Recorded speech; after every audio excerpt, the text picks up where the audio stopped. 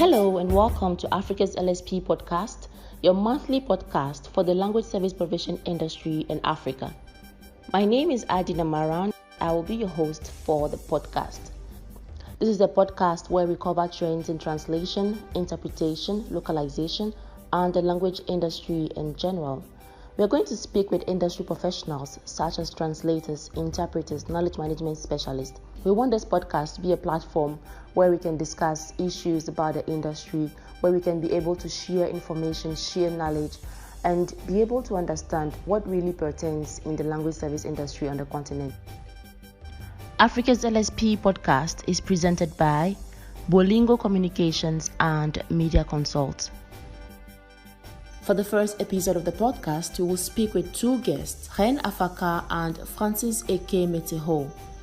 Reine Afaka is in the second year for a Master of Arts degree in Conference Interpreting with the Pan-African University Translation, Interpreting and Intercultural Programs, PAUTRAIN, hosted by the Advanced School of Translators and Interpreters in Buea, Cameroon. Francis Eke-Meteho is in the second year at the Pan-African Masters Consortium on Interpretation and Translation, PAMCIT, hosted by the University of Ghana, Legon.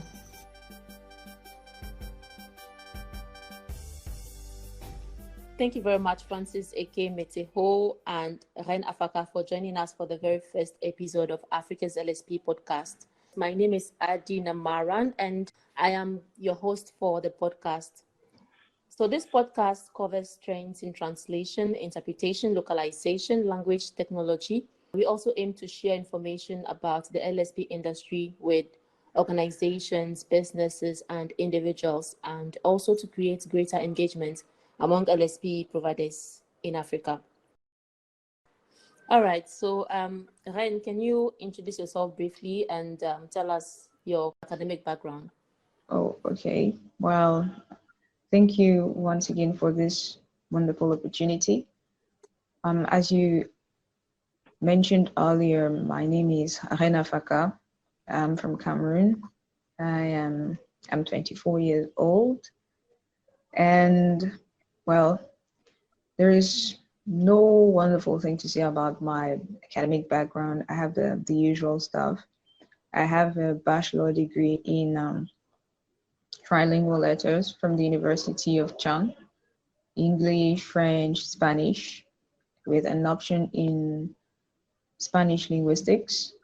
And I also have, not yet, but I studied translation in ASTI for 2 years. And now I'm currently a student interpreter at the Pan-African University. Fantastic. Can you tell us about your favorite dish? Your favorite dish. I have lived in Cameroon for 2 years, and when I was there, my favorite dish was indole with ripe plantain. Indole. Yes. Yeah. Okay. Yeah. Since I'm from the Center region, I think my favorite dish is okok. Well, it's written okay, just like Peru, but we add, palm oil, groundnut, something that you will never find in Eru. So the leaves are still the same, and you can eat it with whatever you fancy, but not bread, of course. Just the usual stuff, cassava, cocoyam, whatever, plantain, yeah. All right, sounds great. I'm not sure if I tasted that, but I'll think about it next time I go to Cameroon. Yeah. Francis, can you also introduce yourself and then tell us about your academic background? Okay, fantastic. Just like the Ren said, thank you very much, Ady. Thank you as well to Bolingo Consult for this opportunity. I must say that I think it's something that is very important to do because we need such platforms to create discourse around the LSP in the region. My name is Francis Eke-Meteho, as mentioned before. I am a Nigerian. I'm a Nigerian born in Nigeria, spent most of my childhood years in the Republic of Benin. After which I left.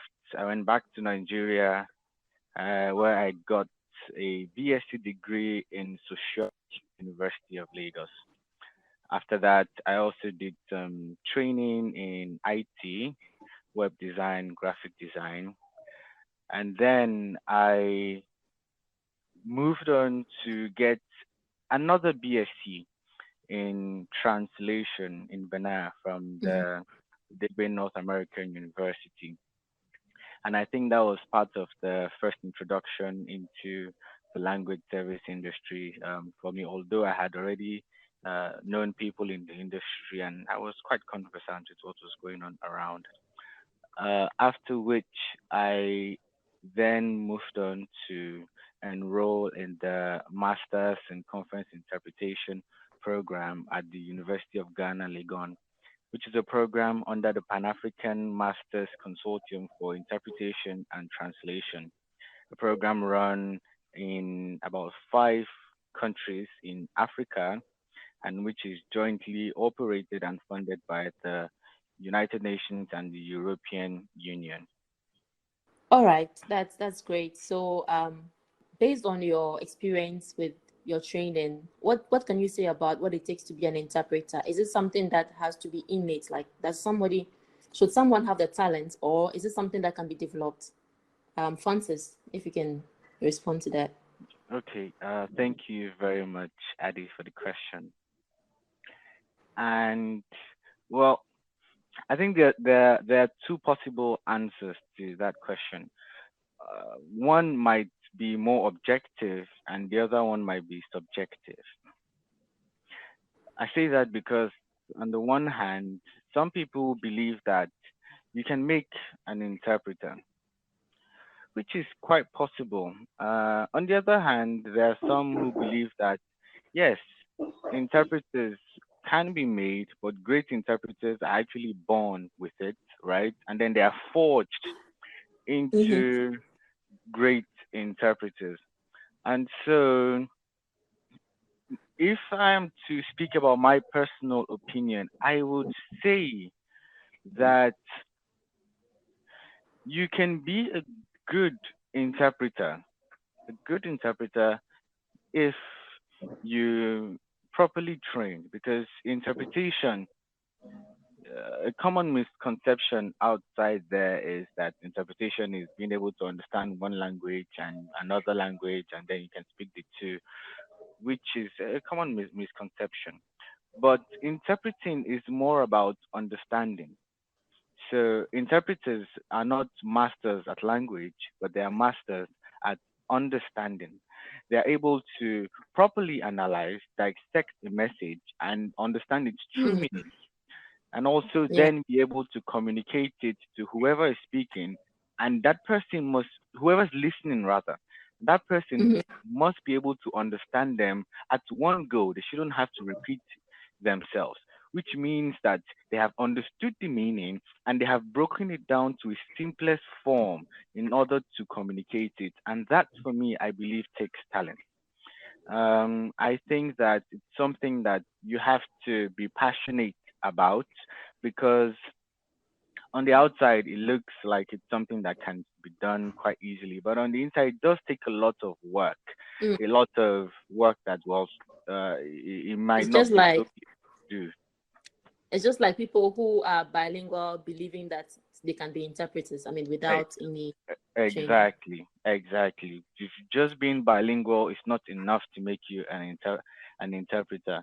It takes a whole lot of training. It's like a sport. It's like a sport. Some of the very good footballers in the world are trained, but then Messi, who is the greatest of them all, probably does not train as much. That's just an example. But the fact remains that yes, if you work hard and if you train hard, you will be a good interpreter. But some of the greatest interpreters that I have had the privilege to meet, I believe that it is in it. It's inside of them. And so, yes, working hard involves a lot of reading, right? A lot of reading, exposing yourself to a lot of information, and being able to not just hear the information, but actually understand the information. And then also working on your language competencies, right? And Yeah. what they call general knowledge in French, culture générale, which is very, very, very important. All of these things added to your listening capacity, your active listening, your own A language, which also needs to be top notch, your ability to calm down under pressure, such that whoever is listening to you does not actually feel that you are on the hot seat, even though where you're actually sitting down, the seat is literally burning, your pants. It's something that it can be worked on, right? In conclusion, it can Okay. be worked on, and it can, you can really be a very good interpreter if you work really hard. Because ultimately, some of the best are mostly born with it. So in effect, you're saying that it's a blend of passion, talent, and practice, I believe. Absolutely. Yeah. Reine, what do you think about this particular issue? Well, it's always very difficult to speak after Francis. He has the ability to say the things the way we wish we could say them. As far as I'm concerned, and may surprise our listeners, but I believe that interpreters are made, they're not born. I take my personal example. I just don't want to jump the gun, but I didn't choose interpretation because I had the abilities to do it. It was just kind of well, not really a mistake, yeah, but people just asked me to do it like this, and I was looking for something that I could do. But during the training, I noticed that I lacked the abilities, but I was there, so I had to do something. So I started learning how to become an interpreter. And most of the time, the greatest footballers, in my opinion, are those who, yes, are talented, but still work. I take the case of, I always take the example of Cristiano Ronaldo, because when you compare Ronaldo and Messi, they are day and night. Like Messi was born to play football, no matter what people may think.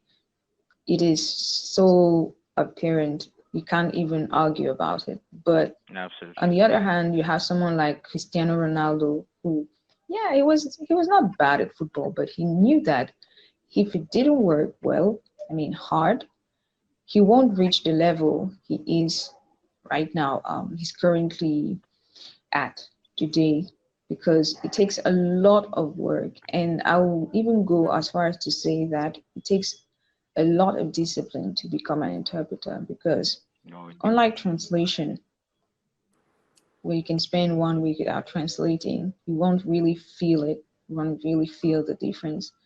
Interpretation is not like that. If you stop practicing for 1, 2, 3 days, you'll feel it, feel like you've lost something. And it's just like these artists who maybe play the cello or the violin, they always talk about it, the urge to practice, to practice, to practice, because they feel like if they don't practice, they can be the best when we talk of the abilities. But if they don't work, if they don't practice, if they're not disciplined, they won't make it. The talent will be there, but they will feel like there's something missing. So, in my opinion, if you really are determined to become an interpreter, if you're ready to be disciplined, if you're ready to respect a certain routine, mind you, you'll become one of the best interpreters. Just as simple as that. That's what I think. Yes. Yeah, that's really well said. Can you tell us a bit about what your daily interpreting practice looks like? What particular exercises you do and how do you go about it? Well, it really depends. I do most of the time what you call deliberate practice. It's not based on a particular exercise per se. I usually take a test. I notice that I have issues, for instance, with the way I pronounce words in French or English. And then I decide that based on this particular issue I want to solve, I look for exercises. I work for 1 week, 2 weeks. It doesn't really matter. In interpretation, you don't rush. You really make sure that you work as slowly as possible, but the deliberate practice must be there. So usually what I do is that I first of all take that first test, and I need the help of my classmates, because sometimes you may think that your interpretation is so well, whether it's consecutive or simultaneous, but now they will tell you that, oh, your voice is so low, or you're not loud enough, or you don't articulate, right? Yeah. And sometimes they will say, okay, your vocabulary is not very good, so maybe you should work on it. So I take it step by step. I do mostly interpreting, consecutive interpreting and simultaneous interpreting early in the morning. And I really advise people to do that deliberate practice. They shouldn't just sit and say, okay, today I will interpret for 10 minutes, or tomorrow I will interpret for 15 minutes, without actually breaking down your tasks. Because this can be a goal, to interpret for 15 minutes. But what next? Once you're done interpreting for 15 minutes, you have to assess the results. And it is when you notice that, okay, yes, today I was able to interpret for 15 minutes, but what now about the content? And you have to practice. The first thing you have to write is your main objective. Regardless of the other things you have to work on, you have to focus on something in particular. So when you do your shadowing, whether you do your shadowing, whether you side translate, whether you're into you are going to do your simultaneous and consecutive interpreting, always have that goal. It's going to really help you. And at the end of the day, you feel that you've been able to achieve something. But don't forget to reward yourself. Don't be too hard on yourself when you practice, and be patient, because you will practice something for 1 month, feel like you've not done anything extraordinary, and yet if you learn how to reward yourself, it's going to be great. So my practice really changed based on my objectives and based on what my classmates tell me, because most of the time it's very good when you work with people who can assess you.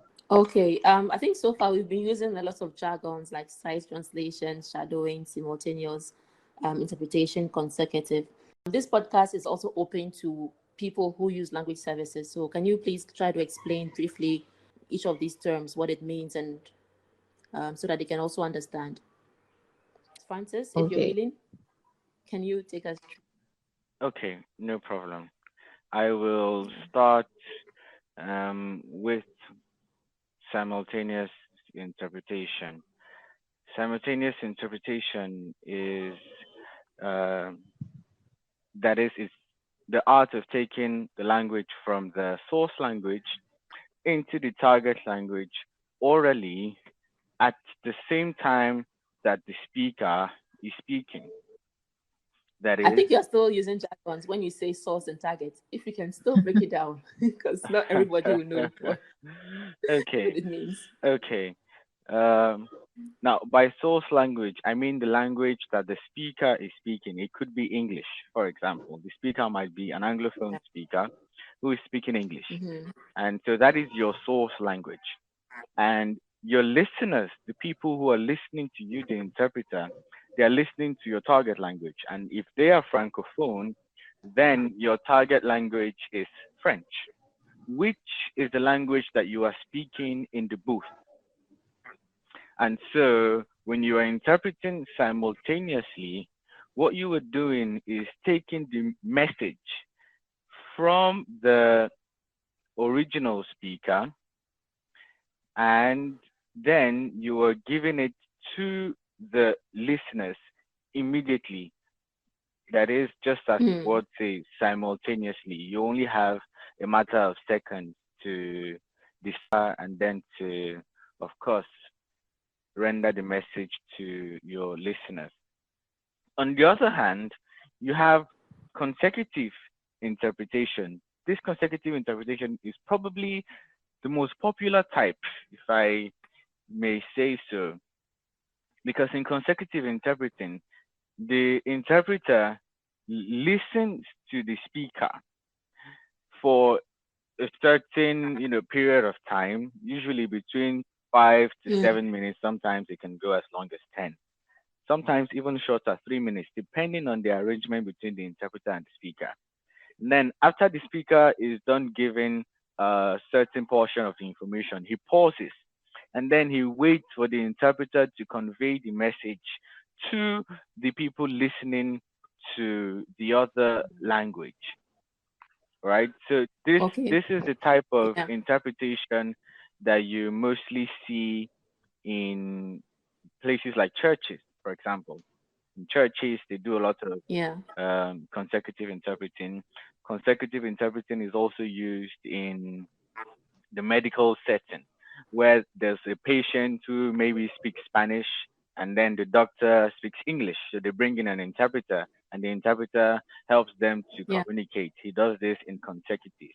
Also in the business environment or in bilateral meetings between two dignitaries. It could be two heads of state, it could be two business CEOs, and so on and so forth. So this is usually the type of interpreting that most people see. Whereas simultaneous interpreting is when is usually used in conference settings. That is, there are delegates there and they usually put on a headset because, of course, to do simultaneous, you need specialized equipment that's made for simultaneous interpreting, usually called SIE Okay. equipment, that's simultaneous interpretation equipment. Mm.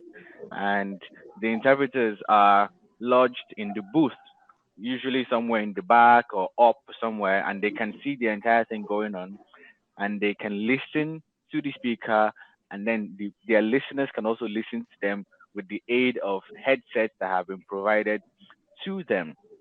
If you attend international conferences, Okay. you see most of these. Then site translation is mainly transforming a written message, usually a text, into a spoken message.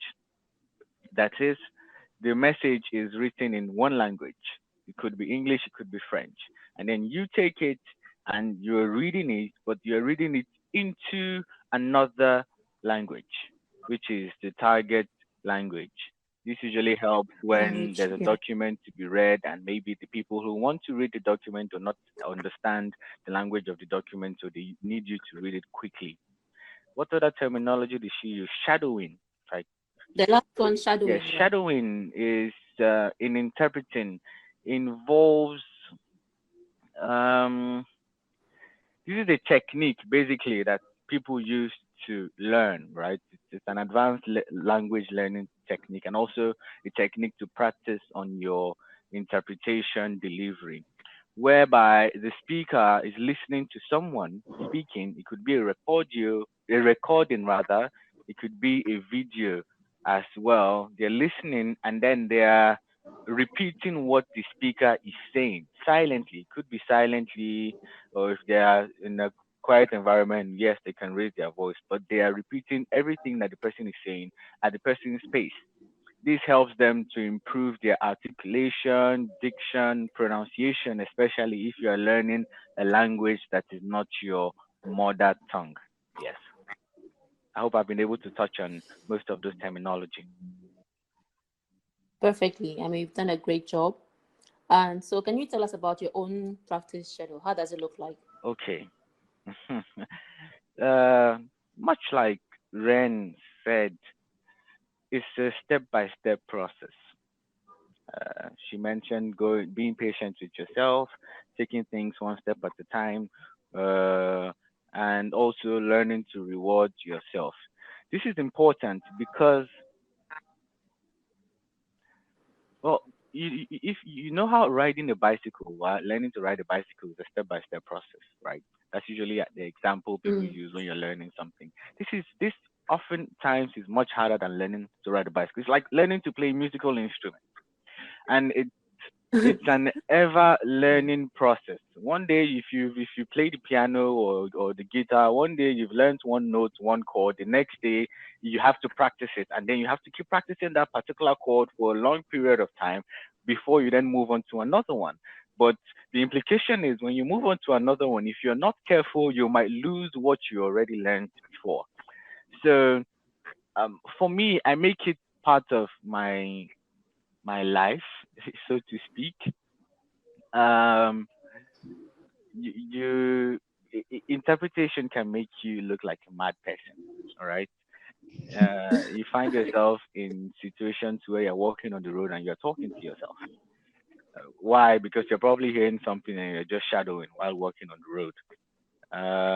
Of course, you have to have practice schedule, particularly for consecutive and simultaneous interpreting. Those two, you need to have practice schedule where you work on speeches and you actually do the consecutive interpreting. An ideal situation for that would be with your peers, where they can evaluate you when you're Mhm. done And give you and give feedbacks you and all that. feedback. Exactly. So you learn together. That's one. But then for the other things like your language competencies, your public speaking, because public speaking is very important. Public speaking, your articulation, your diction, your shadowing, your pace, and also your voice modulation, and so on and so forth. Those things have to become a part of you. Those are things that you have to just be doing instinctively, right? You walk and you talk. Mm. You are watching TV, you see something, and immediately you try to see if you can, understand it properly. You listen to someone on the news, try and search. Mm. You see a word, you also try and search. Then last thing I would want to add here is when one is learning the language, we always have to pick up vocabulary because as interpreters, you're expected to have a high vocabulary level. So we pick up vocabulary.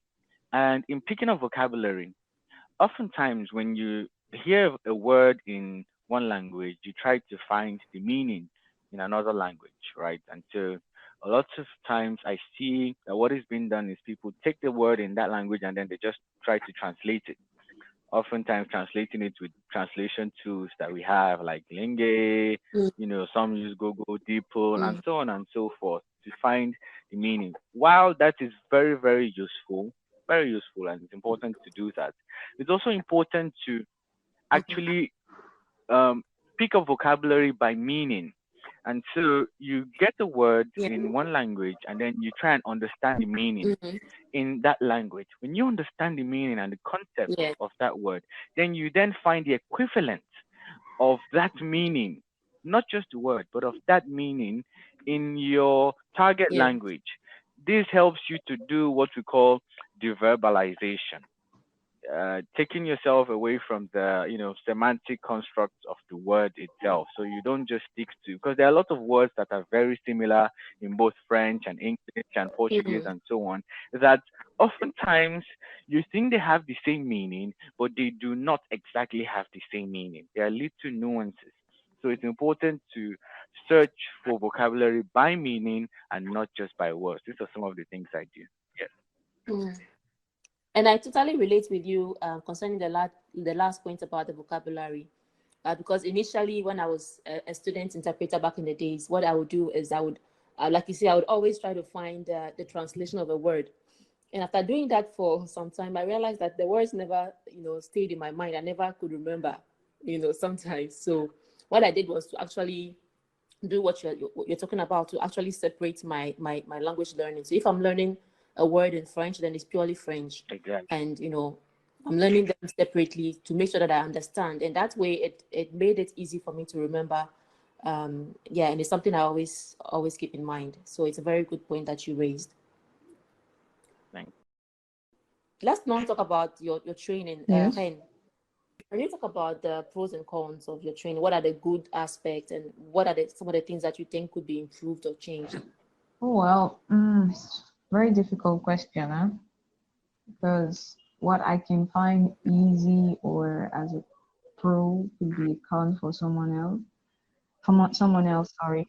Well, Mm. the first advantage of this training, at least in the Pan-African University is the fact that you meet a lot of people.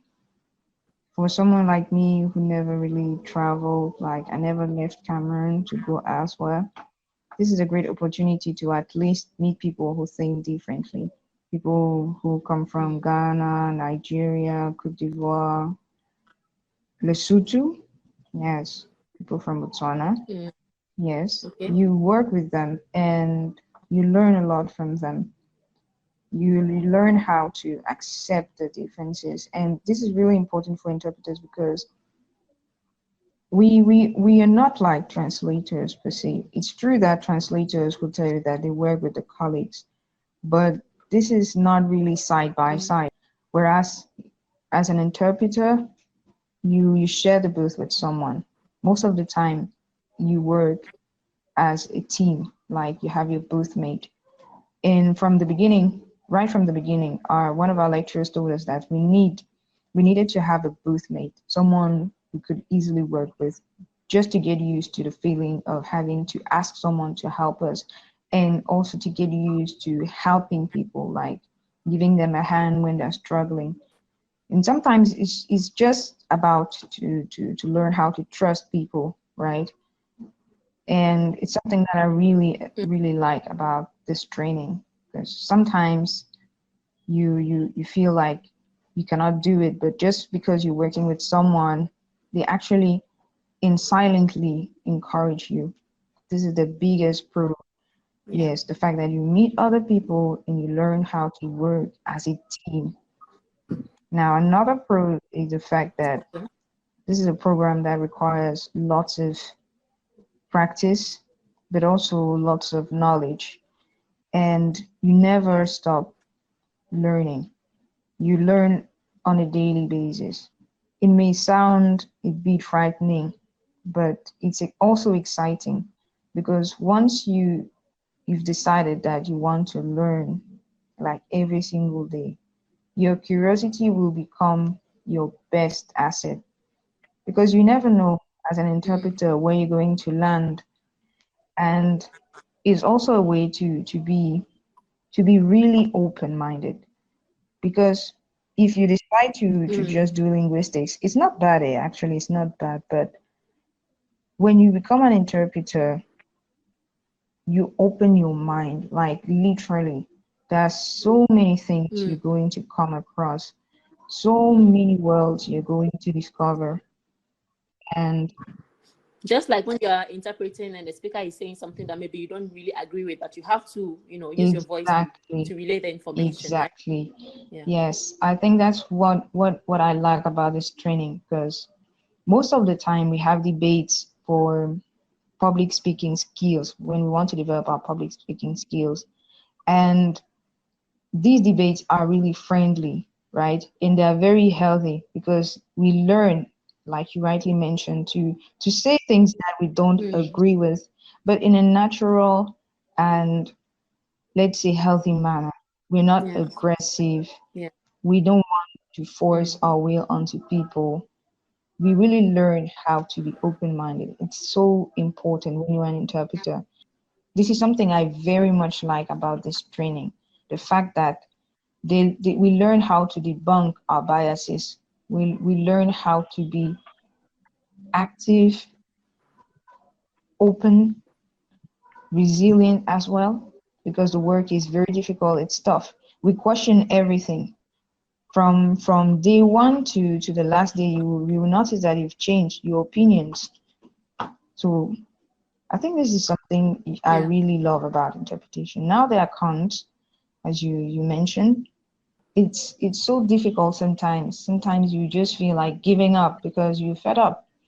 And also the workload is heavy. Like, you can't imagine what you have to learn, especially when you talk to your lecturers and they have 10 synonyms for a single expression, and you are like, oh my God, am I going to make it?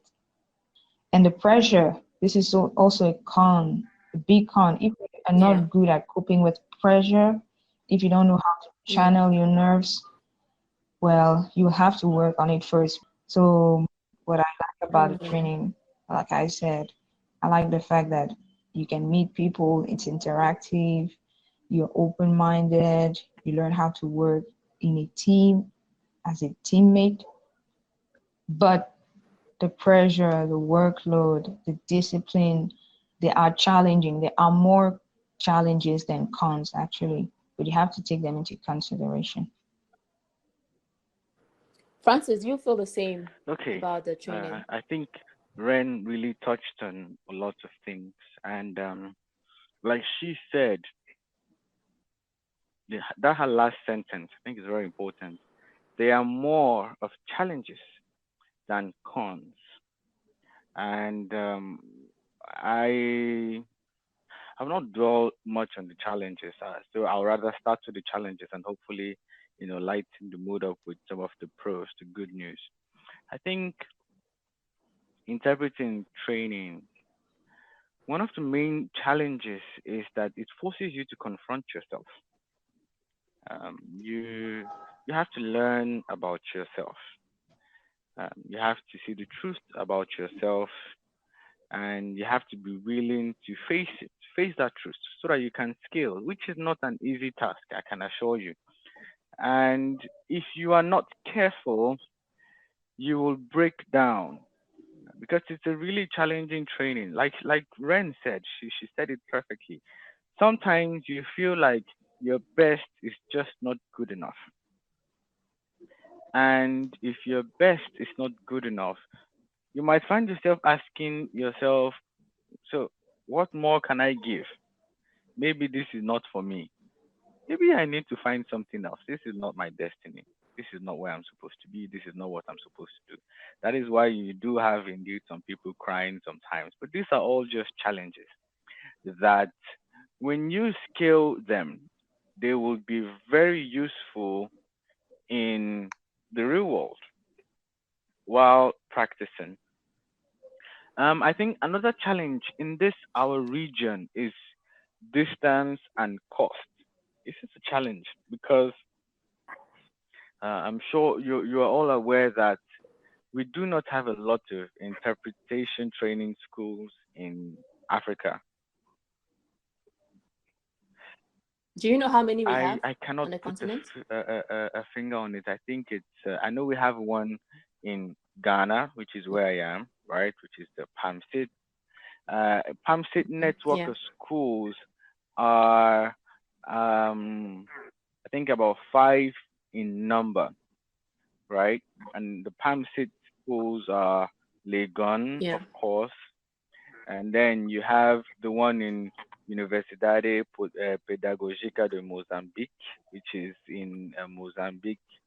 Then you have one in, if I'm correct, I think in Addis. In Addis, and then you have under the PAMCIT network. Let me just. Then you have one in Kenya at the University of Nairobi, and then you have one in Senegal at the Université Gaston Berger. And then the last one is the one in Cameroon, where Ren also went to, which is ASTI, right? The Advanced School of Translators and Interpreters. In Africa, under the PAMCIT, that is what we have. Now, outside of the PAMCIT, we do have the PAUTRAIN under the African Union, and it's financed as well by the African Union. Most of these schools that exist now are new, right? I don't think there's anyone that is up to 10 years old yet. Mhm. I really doubt. So if you want to get training, you are limited. If you are in this region, you are limited because your options are either just these 6 I mentioned, or you have to travel out to France, right? I know there are a lot of schools in France for interpreting. There's the one in Geneva, there's in Belgium, in the US there is one, in the UK there is there are about 2-3 in the UK, and in Canada about 2-3 as well, all over the world. And a challenge is of course cost, traveling, visa requirements, and those challenges that you face. Whereas within the region, for example, someone like me who lives in Nigeria or sometimes in Cotonou, Republic of Benin, you find yourself having to travel to relocate for the school, and it could be quite expensive. As you also then have to pay the fees as a foreign student, which is also high.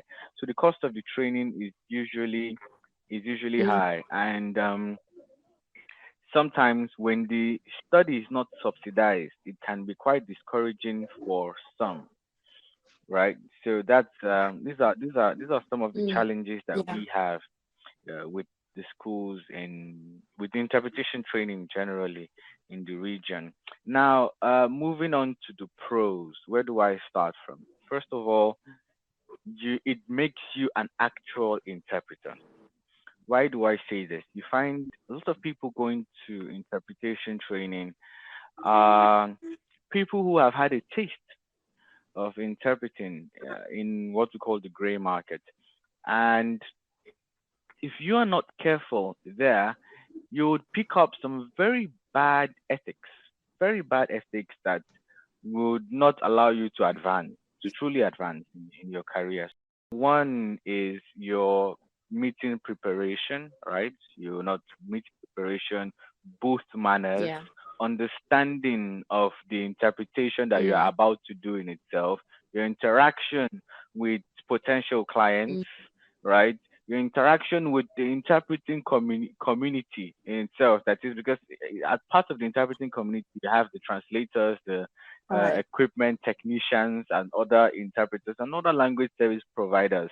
So there are a lot of bad things that you might pick up, which are not good for the profession and for your career. So going to the interpretation school exposes you to what is right, the right way to do things. And this is one of the things that I think are fantastic about the training. Mm.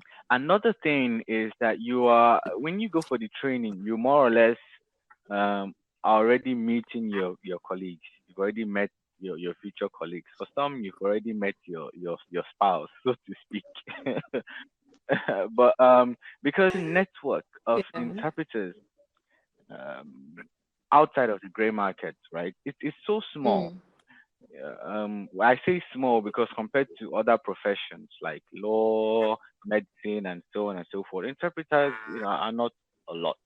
So you are exposed to the right Yeah. network already.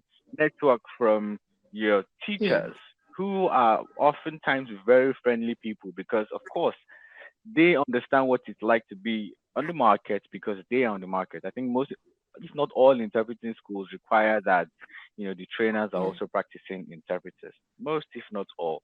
So they understand, they're friendly, they guide you. You get very, very premium guidance, which you may not have gotten if you were not on the program. You get very good mentorship, and you do get exposed to a very, very interesting network of people all over the continent and all over the world.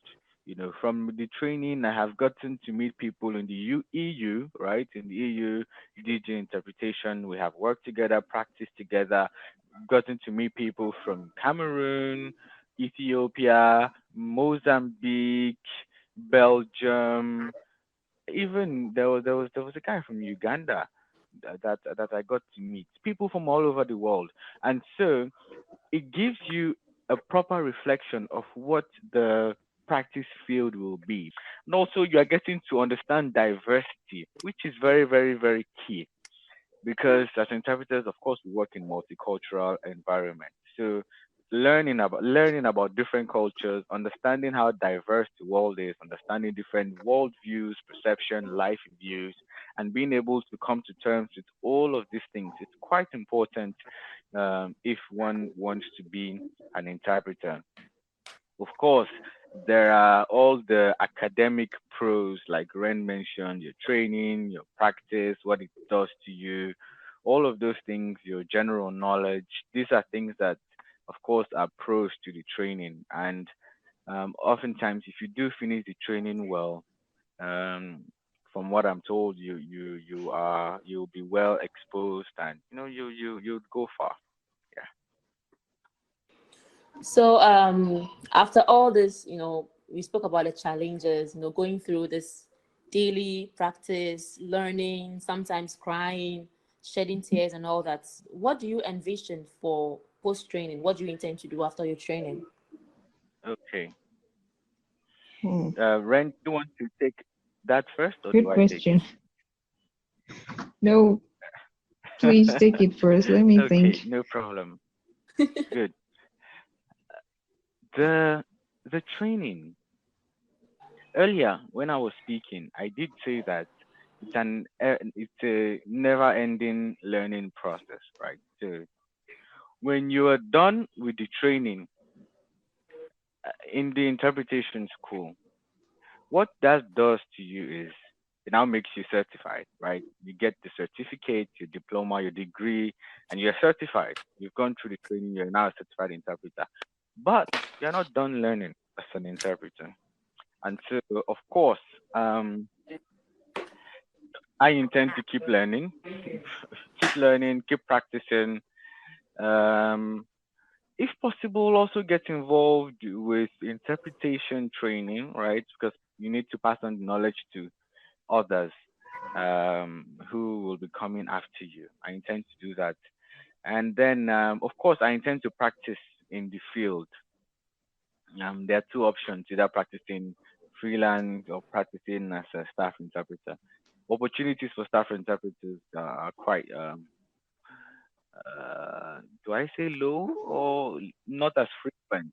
You don't always have a lot of openings, but of course, Yeah. I think practicing as a freelance interpreter actually makes you love the profession even more and exposes you to a whole lot of things because they say an interpreter is a jack of all trades, master of all, which is not actually the same because the saying should be jack of all, master of none, right? But as an interpreter, you don't have to be just jack Yeah. of all, master of one, or master of two, but you actually have to know all of these things, right? Today I was speaking to an older colleague Exactly. who was, Mm. telling me about a colleague, is another senior colleague who was representing the director of finance of his institution at a particular meeting, and he was the one presenting the institutional budget and defending it. This man is an interpreter, and so you see, Yeah. when you work as a freelance, I believe that you will get exposed to a whole lot of topics, very broad range. It will increase your range. Of course, there are institutions where Mm. if you work there, of course, you also be exposed to a lot of topics. But the good thing about freelance interpreting, I think, is you get to meet things that you never expected. A good example, I was talking to a freelance interpreter who he's a Muslim, very, very staunch Muslim. I respect him for that. And he was called for a meeting. They were briefed on what it was about, obviously. But then on getting to the meeting, they found out that the meeting is being Mm-hmm. organized by different groups who have to speak to different things. And one of the major groups there were the LGBT group, right? Lesbian, gay, and transgender, and transsexual and bisexual, LGBT. Yeah. And so if you're someone who is not, open-minded enough to be willing to listen to these things, because they were not just talking about, lesbian rights or gay rights, LGBT rights. They were actually talking about sexual and reproductive health. And so you have to be willing to listen to Mm. these things. And my conversation with him revealed that, man, he, for him, he had a really, really tough time. But being an interpreter, at that point, he was Yeah. forced to separate his values as an individual from his and his professional and career values. And so basically at that point, you are no longer, let's say Francis, you're no longer Francis, but then you step out of the shoes of Francis and then step into the shoes of whoever is speaking. You become the speaker's alter ego, which is, it's a very interesting thing. And that is one of the things I find most intriguing about freelance interpreting, which is why I think I would love to practice as a freelance interpreter for quite some time, before considering staff interpretation. So yes, I think that's it. That's going to be it for me for what I intend to do after the training.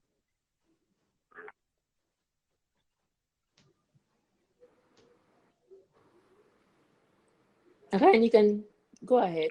Oh, all right.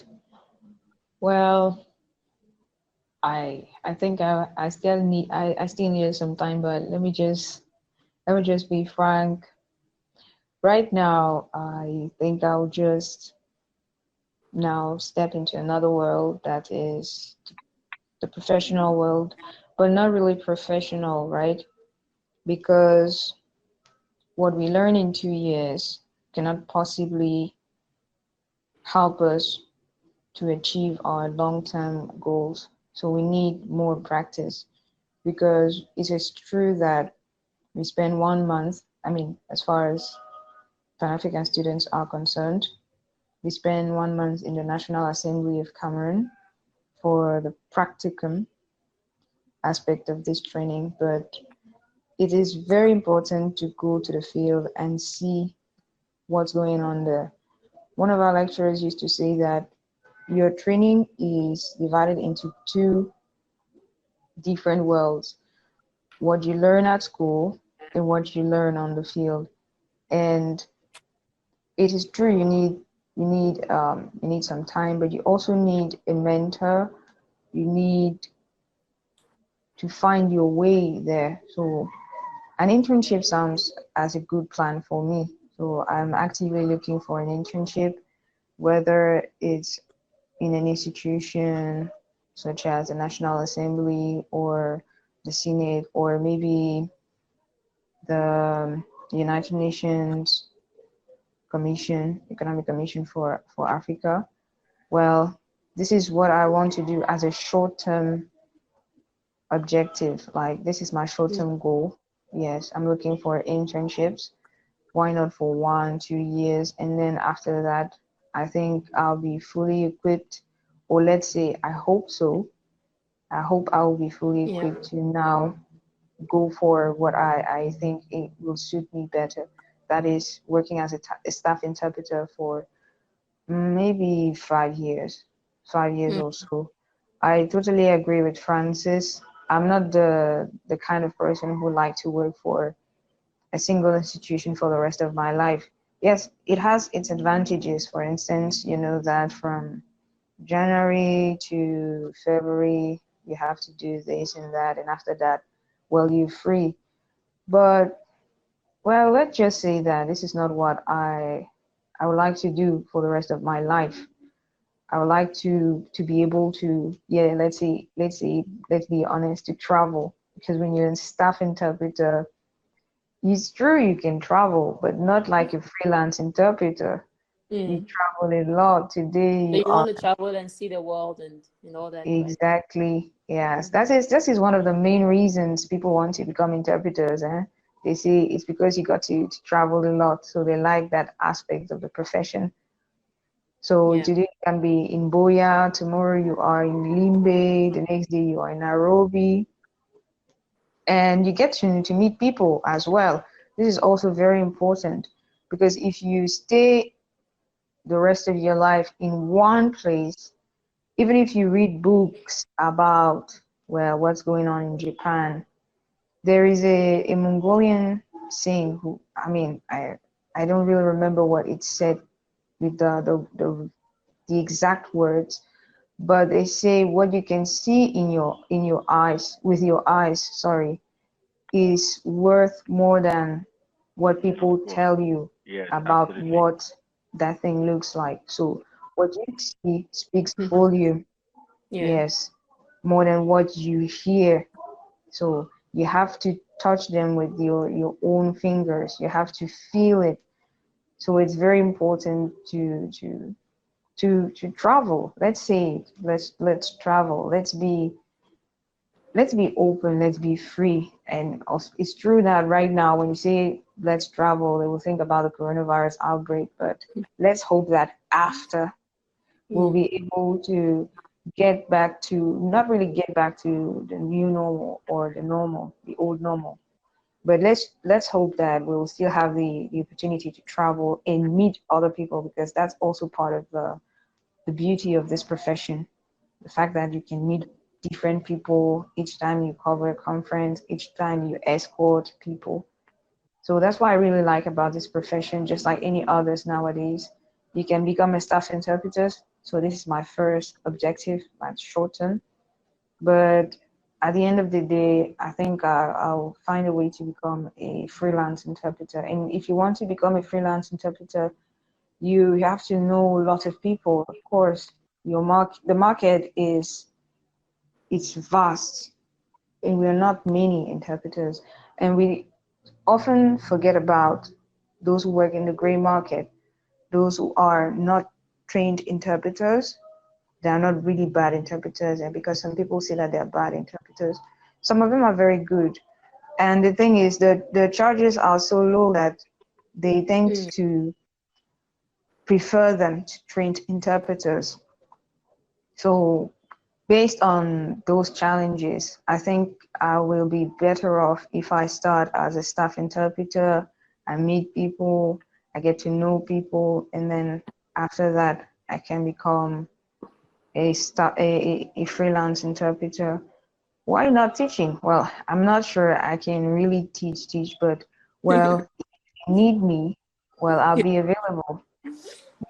And I'm also into technologies, and if I can become an interpreter, well, I would like to at least try to be part of the community, the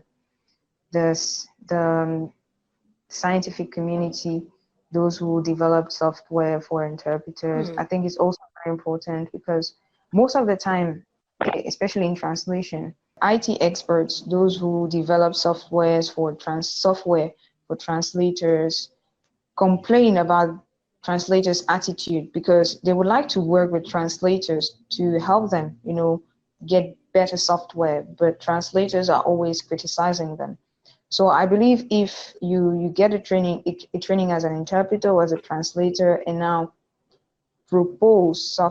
design software for them, it's going to be even more effective than those who do not know about the profession.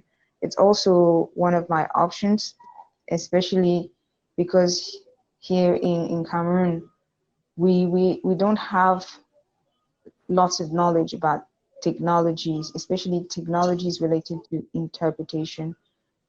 But I think it's not only Cameroon. I think in Africa in general, I don't know if any African has developed technology for the LSP industry. You're right, but what we really need nowadays is to make sure that we produce more and more software by Africans, for Africans, and we can work with other people. But what we really need now is to stop saying that, oh, the machine cannot replace a human being. It's impossible.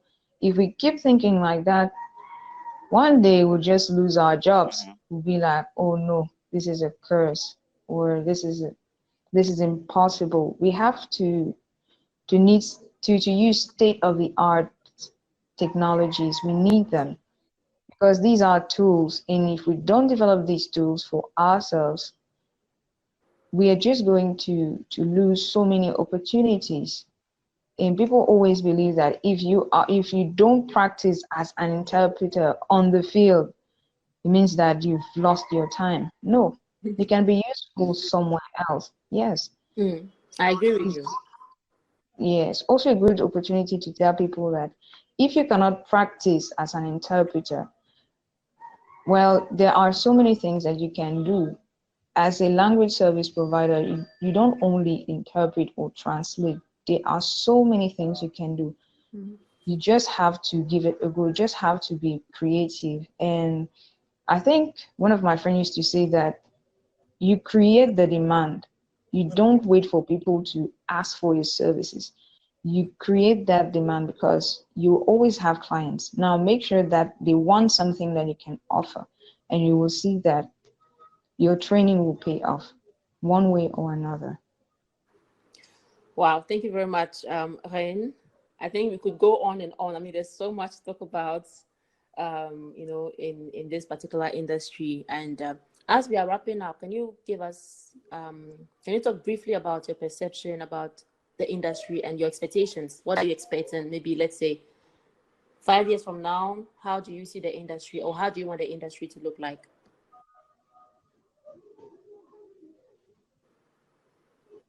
Francis, do you want to take this one? Just a quick one. How I see the industry and what I see the industry becoming in 5 years. Right now, there's a gap in the interpretation industry in Africa. I say so because most of the trained interpreters that we have are from the 50s, 60s generation, some 70s generation. And so and most of them got their training outside of Africa, France, Geneva, the US, and so on. Yeah. And I think at that time things were probably cheaper. I wasn't there, so I can't exactly be sure. And also, I think there were less visa restrictions. So it was easier for people from that time to travel. And as things got harder, you'd notice that after a certain generation, there was a major gap in people that were getting trained and being poured into the market. Gap in trained interpreters. That is, let me illustrate. You'd see trained interpreters. You see most of them, and you find out their age. They're 50, 60. Some retired, right? Yeah.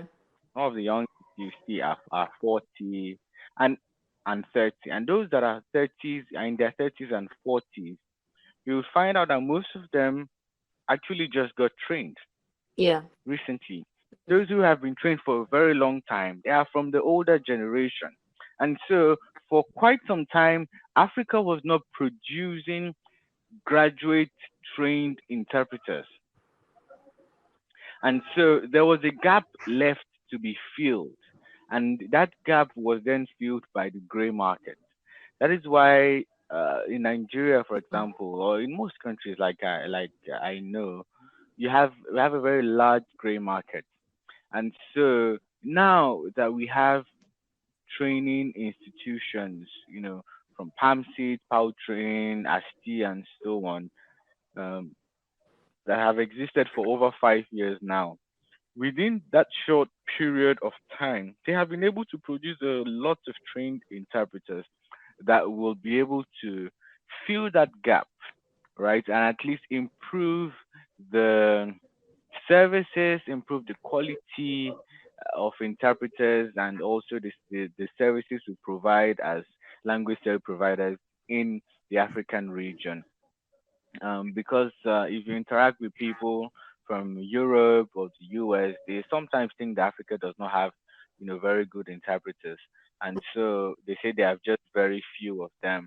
And you see some organizations considering bringing interpreters all the way from there when we actually do have interpreters here. It's just that statistically we have fewer good interpreters than they do, and whereas we have a larger black market than they do. So I believe that a couple years from now, with this training, we're going to have more trained interpreters, and we're going to have a better, language service industry that is also properly regulated, because we are not as regulated.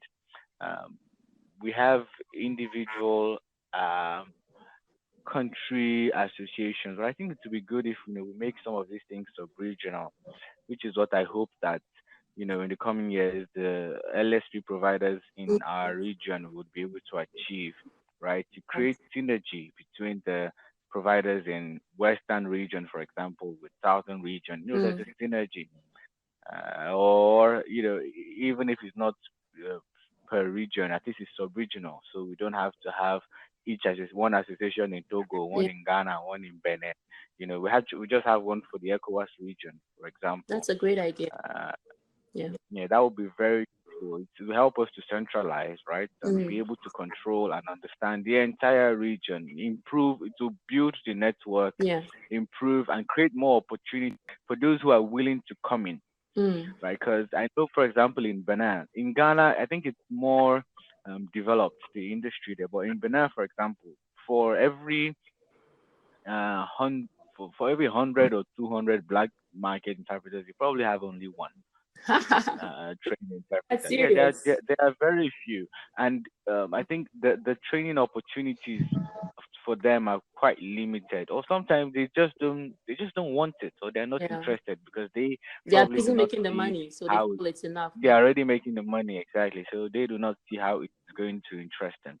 So I think that if we have proper relationship between Benin, for example, and Ghana or Togo, those from Ghana and Togo would be able to influence those in Benin. This is something that I think is possible. So I'm very, very hopeful for the future of the industry for the region, especially now that we have these schools, because some people, there are some people who actually want to get trained, um, but they did not know that PAMCIT existed, for example, Yeah. or that the PAUTRAIN existed. So they have been looking for avenues to go and get trained in France or in Belgium. And it is costly, not just costly, Very. but then visa restrictions, depending on the passport country that you have, it can be quite complicated. And so here now we have options, we have avenues, and every year students are graduating. If we keep it up for the next 5, 10 years, we're going to have, an industry with more trained professionals who will then be able to fill that gap that was left since the 70s, 80s, where people trained interpreters were not being produced. Yeah, thank you. I think that's it for me on the future Yeah. of the industry. That's a very good analysis. I mean, you're really right about the fact that in the industry we have a lot of people. I mean, we usually call them elders. And I mean, sometimes it's really difficult even for the youth to get integrated in, these spaces, because when you go there, there are people who are older than you, who know more, and Who are your fathers? yes. Not just older. So sometimes it's even intimidating. I mean, you can imagine working in the booth with one of those, one of our elders. I mean, sometimes you really feel intimidated, but I think we should see them as mentors and really learn from Exactly. them. Yes, and really learn from them, Exactly. and then gradually we can be able to move the industry forward. Exactly. Reine, you have anything to add? Well, no, not really, yeah. I think Francis said it all. We just also want the market to be more educated because, as he said, the black market is very well developed just because people don't really know the value of what we're doing. And you cannot really blame them. Like Francis said, well, there are many interpreters, but compared to the market, compared to the demand, it's not very easy. And sometimes it's a phenomenon that's really, really amazing in Cameroon. You go to a conference, you sign up as a translator, right? Yeah. You think maybe you're going to translate the document related to the conference. And all of a sudden they're like, this is where you're going to work. And they show you a booth and you're like, what? Translator? I don't do interpretation. They're like, well, they're synonyms. Well, we thought that it's the same thing. You just talk, you just have to talk. You're bilingual, right? So I think I hope that we'll be able to educate the market because we may train people, but if they keep, mixing up things, believing that a translator is an interpreter, or an interpreter, as a translator, will always end up, doing what we call débrouillardise. We'll always try to make the most out of Exactly. what we have when we actually have Exactly. professionals on the field who can do the job. It happens all the time. Sometimes you're an interpreter, you think you're going to try to interpret, and they give you documents. They're like, we don't really know the difference, my friend. Just take these documents, go and translate them. What do you do? So you see, it's really one thing I hope for, that people will be able to, interpreters as well, that will be able to educate the clients, to make them understand that when they charge them a certain amount of money, it's not because they want to steal something from them. Actually, they are not crooks, they are professionals. You see, when you are a lawyer in Cameroon, people respect you, they fear you. But when you're an interpreter, Exactly. the first thing they ask is, what is an interpreter? And when you say I do this, I do that, so and so, they are like, it's very simple. I do that in my church. I'm an interpreter. Yes, you're an interpreter, but that training is an added value people tend to forget. And it's very difficult, especially in Cameroon. It's very difficult to compete with these people, because when you say, let me just say something crazy, 100K for a meeting, someone else will come and say, I can take 10K, it's fine. I can take 10K. And they will rather hire that guy, that quack, instead of the real interpreter. And when they get, bad memories of that meeting, that encounter, they will never actually pay real Absolutely. interpreters again. It happens all the time. So let's just hope that interpreters, professionals, whoever is concerned about what I'm saying, will teach people the importance of interpreters. And it's also going to help us as Africans, Hmm. because our languages are also part of this profession. In the Pan African University, they actually encourage students to learn to use their mother tongue to interpret, not just English, not just French. And it's going to be very productive, especially when there are crises, when they need to help people in villages, people who speak pidgin English, who speak Mopwe. You see, interpreters are very important. And sometimes doctors cannot do it all, because sometimes doctors can interpret, but if they can, if they could only contact interpreters who are there, I'm pretty sure that the work will be effective, will be more interesting.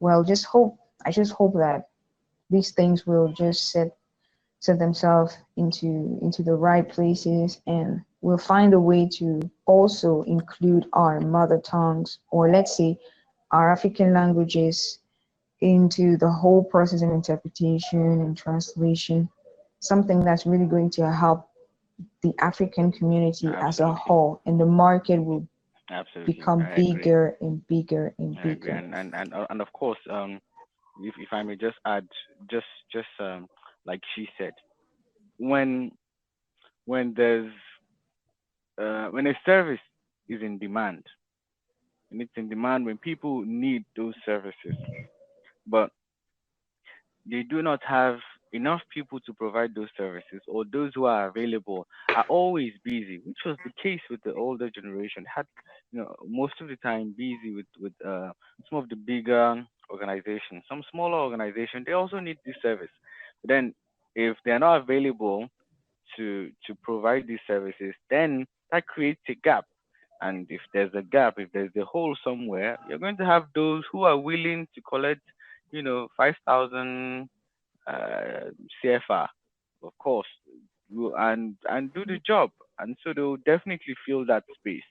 Of course, these are bad ethics. This destroys the profession. But you also can't blame them entirely, because of course they saw an opportunity and they took it. And so I do believe that we who are being trained right now, we have a major role to play in regularizing the industry. Together, with the older generation who are our mentors, who have the experience that we do not have the knowledge that we do not have, and also have network that we do not have. And together, I think if we build a relationship with them, because I think it's also important to build a relationship with our mentors and the generation before us, build a relationship Yeah. with them, we will be able to get proper guidance from them on how to forge ahead, and with the knowledge we get from them we can then step it down to those who would come after us. And one step at a time, one break at a time, we're going to build a proper regularized industry in Africa, or regulated industry in Africa rather. Fantastic. This has been such a very interesting episode, and we've had very, very fruitful discussions about the industry. And I think we could go on and on. There's so much to talk about. And some of the things that have been raised here, we'll definitely note them down and keep them as topics for future episodes. This has been the first episode of Africa's LSP podcast, and we're very grateful to Francis, Eke-Meteho, and Reine Afaka for accepting to be our guest and for giving us this understanding about their training, and also talking about the language service provision industry in Africa. We'll keep in touch, and then definitely would have them some other time again to expand more on some of these issues. Thank you very much, Francis and Reine. Thank you very much, Ady. Thank you.